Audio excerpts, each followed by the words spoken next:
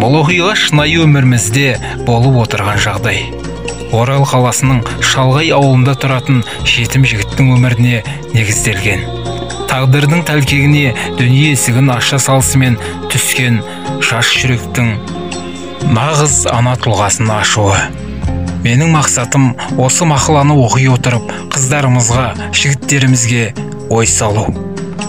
Әр қадамдарын ойланып басуға иландыру еді. Ана, ол кім? Саған дүние есігін ашқан, өмір сыйлаған адам ба?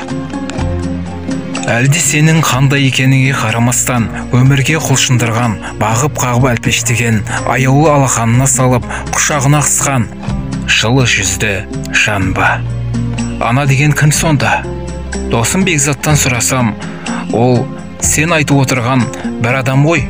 Менің анам өмірде сыйлады, мәпелеп өсірді дейді. Әттең, менің сұрағымның жауабын беретін жан бар ма екен? Досым менің жағдайымды қайдан ұқсын? Оның анасы сәбиін дүниеге әкеле салысымен дені сау еместігін біліп, күйеуін болған іске кінәлап, онымен ажырасып, қып-қызыл боп жатырған шақалақты әжесінің қолына беріп, өзі өзге елге кетіп қалмады ғой. Иә, рас мен осындаймын. Мен аурумын. Мен дүниеге келісімен ақ тағдыры таласқа түскен науқаспын. Екі аяғымен, екі қолының жаны жоқ пендемін.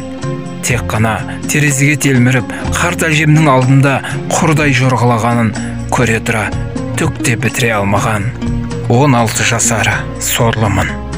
Сырымды жанға жария қыла алмайтын, іштей ғана өртеніп күйінетін, кеудесінде тек жүрегі дүрсілдеп тұрған адаммын. Иә, мен адаммын. Міне, мен осылай өз-өзімді алдап сөйлесемін. Сырласымда, мұңдасымда өзім боп алдым. Әжем маған сенің шешең осы деп сағыныштан күрсініп қойып, аққұба әдемі ерекше сұлу әйелді көрсетеді. Оның көздеріне қарап отырып, өз жанарымды көремін. Бірақ ол менің анам емес. Ол жай ғана Майра. Менің анам мені ендігі қалған ғұмырына масыл көрмей бағып қаққан. Мен үшін суықта отымен арпалысып, жазда шыбынымды қағып отыратын, менің тағы бір жарық күнді көруім үшін, бағасы шарықтаған дәрілерімді алу үшін көше тазалап, еңбек етіп, тапқан таянғанын маған ғана жұмсайтын ізгі жан. Майра бауыр еті баласының диагнозын естіген сәттен ақ құтылу жолын ойлайды. Адам болмайды деген соң құжаттарымды да жасатпапты. Ал әжемнің қағаз жинап жүретін уақыты да жоқ еді. Ол егер егде тартқан ауру әже науқас жетім немере асырап жатырғанын үкімет білсе, менен айырыламын деп ойлапты. Айырылғаны да жақсы еді. Бұлай қиналғанша. Қамығам. Мен де амалдың жоқтығына қамығам. Анашым, сенің көзіңдегі жасты жансыз қолдарым сезбесе де, жүрегім сезеді. Анашым, жыламаңызшы. Одан да құлыным деп емірене бір ескеңізші. Ақмам-ау, сенің сорлың адам болмайды ғой.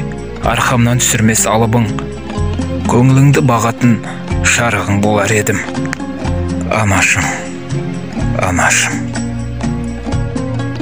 Аяулы қыздар, болашақтың құраушылары сәбилер. Олар өмір бақты, мәні. Олардың таңдауы жоқ, таңдау сіздерде. Бақыттың кілті де сіздерде.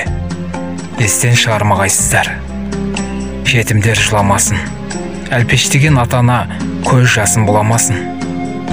Шаңырағың ешқашанда құламасын ару қыз.